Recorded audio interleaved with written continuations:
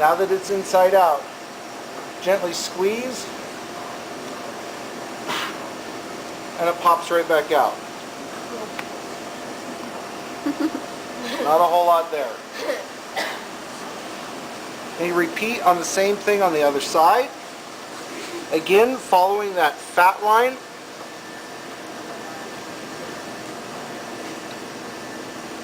Until that bone's relieved.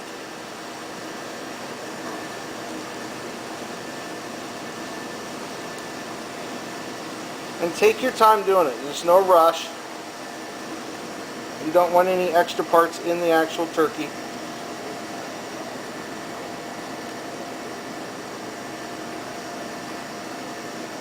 So just working that until that bone is cleared.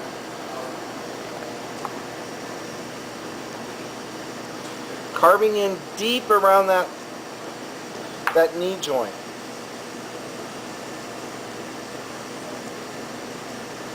Now again, watch this. I'm doing this intentionally. Oops, I cut way too deep and cut just the meat. Now what? Did I screw everything up? No. That's a beautiful thing about this, especially for beginning, is if you don't turn that one time, that's the way you can screw this up. But other than that, just taking your time and deboning it.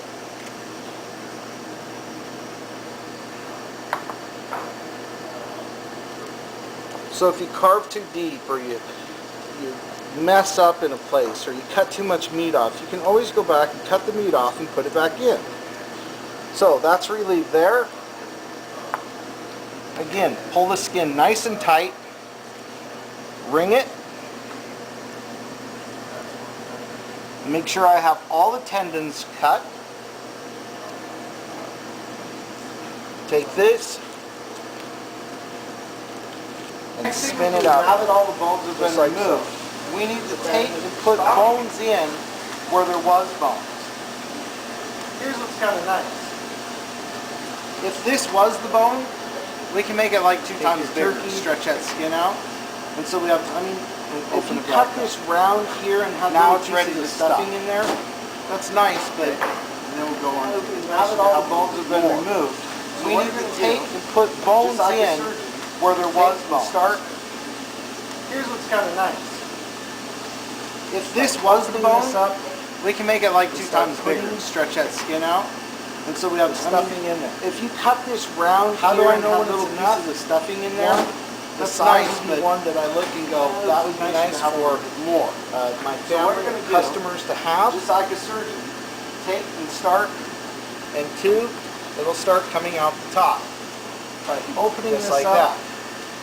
Now I know that there's stuffing in there. There's stuffing in there. But I want nice big. How do I know when it's enough? One, the size of the one that I look and go. I guess you could put more in, but then it would look like my family customers to have. Right? Looked like it was about to blow.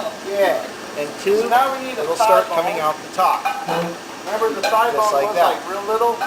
Now I know that there's stuffing in there. No. If we want monster thigh, but I want nice big drums. That's going to be nice to cut into. Okay.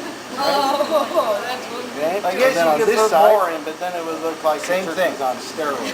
Yeah. Right? Looked like it was about to blow. Yeah. Now whatever we do on the one side, we need to do on the other side as well. The thigh bone was like real little. Oh no. If we want monster thigh, there we go. That's going to be nice to cut into. So I'm working that up. Okay. And then on this side, making sure it comes through the top, same thing. Putting just a little bit more in. Now whatever we do on the one side, we need to do on the other side as well. Now thigh bone. Don't eat that. So I'm working that up. Making sure it comes through the top. Well, you don't want to go too much because remember, the inside of the stuffing has to hit 165. And look about the same. So if I took and build it up like this, great. But then I'll be back at the same problem where the meat is kind of dry and the inside is still cold. So we don't want to do that because then we risk infection. So don't max it up. Well, you don't want to go too No, much because keep it around the same size. remember the inside of the stuffing has to hit So what I'm doing here is 165 building degrees. And so if I took and build it up the like internal this, cavity.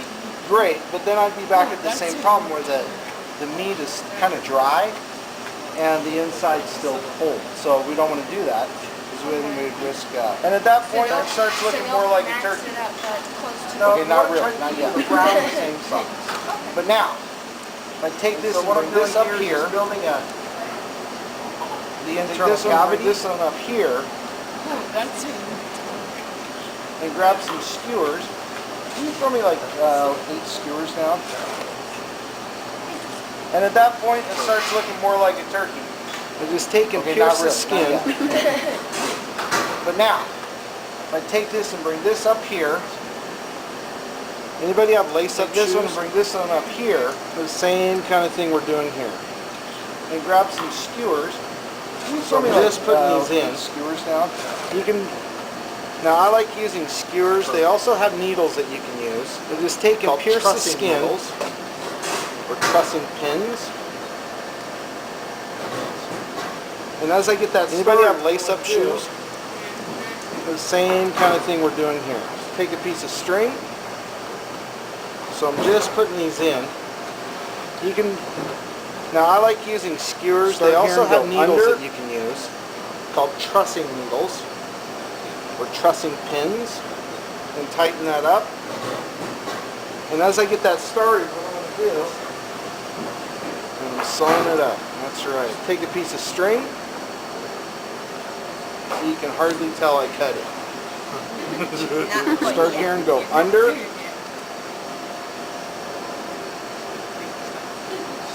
Like turkey surgery. Tighten that up. Oh no.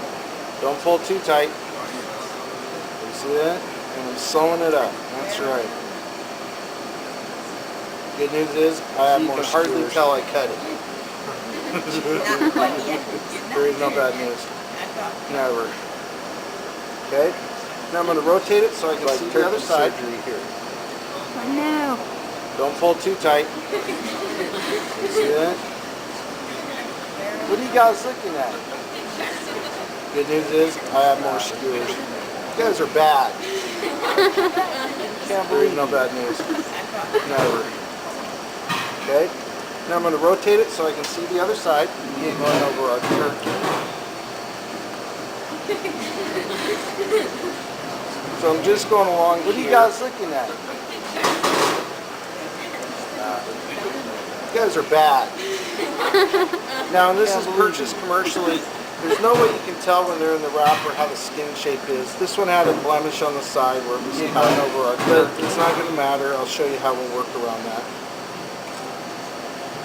So I'm just going along here, tying it up.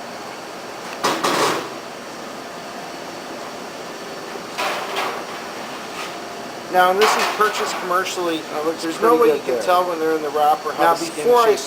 This one had a blemish on the side where it was cut, but it's not going to matter. I'll show you how we'll work around that. It picks out, just because it just doesn't make a good presentation tying it up like this. But also, we're going to turn it.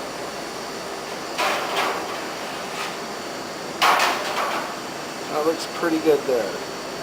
Now, before I serve this, in our roasting pan, cut the strings and take the picks out. What do we need to have? Because, it just doesn't make a good presentation like this. Now, remember in a roast, when we roast something, we can either use a mirepoix or a metal rack. I like to use a mirepoix just because the mirepoix has flavor. Now, in our roasting metal racks, not so much. What do we need to have?